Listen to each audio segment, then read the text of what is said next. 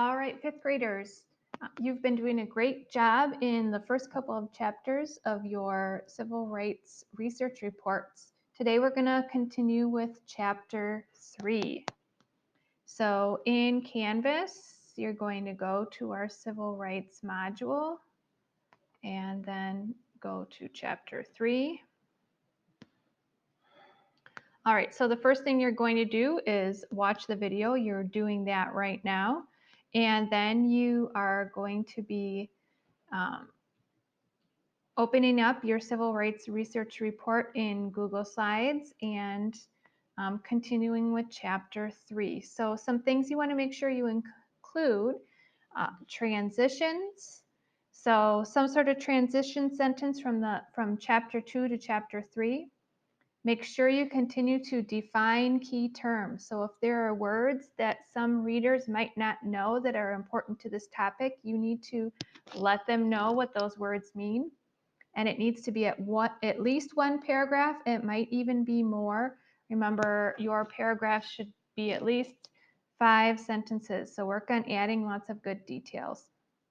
Also, continue to use your own words. Do not copy sentences or phrases directly from other books or articles. So if we take a look in my chapter 3, my chapter 2 was about Ruby Bridges and being the only student at the school when she first went to a school that had become desegregated. So it was all about that lonely classroom and being the only student and being brave enough to go there even though other people were not happy about it.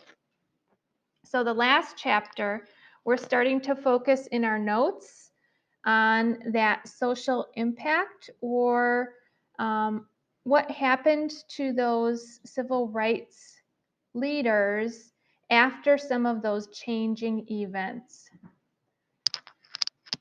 So I'm going to first think about a transition sentence from my last chapter, which is all about her school. So I said, even after Ruby Bridges finished her own education, she still continued her work to help others get a better education.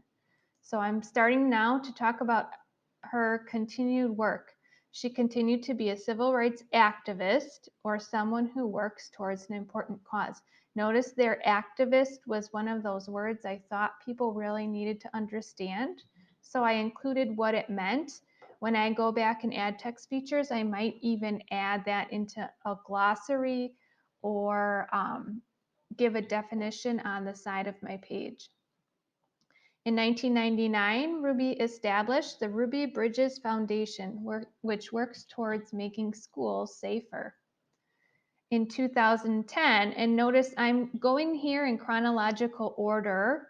I'm listing the events as they happened in time. In 2010, then President Barack Obama invited Ruby to the White House to honor Ruby and other African Americans who bravely attended the newly desegregated schools. He said, if it wasn't for you guys, I wouldn't be here today. A statue of Ruby Bridges was put up at William Frantz Elementary in 2014. And when I go back and finish up with some more text features, I'll probably see if I can find a picture of that statue.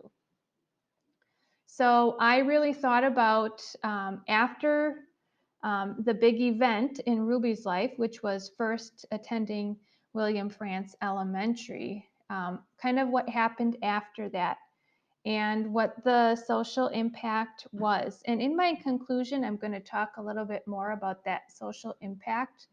But this chapter, I really focused on kind of what happened next for Ruby.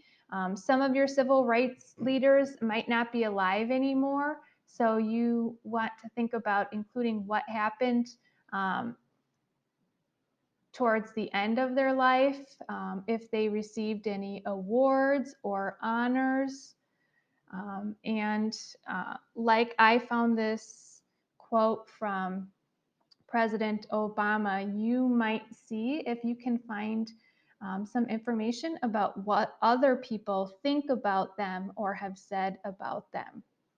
Really quick before we go today, I wanted to show you, I did add another page before my conclusion. I thought about that information that I had included about the visit to the White House. And another piece of information that I had found in my research was here that there had been a painting made about Ruby Bridges, and it was by Norman Rockwell, who is a really famous American painter.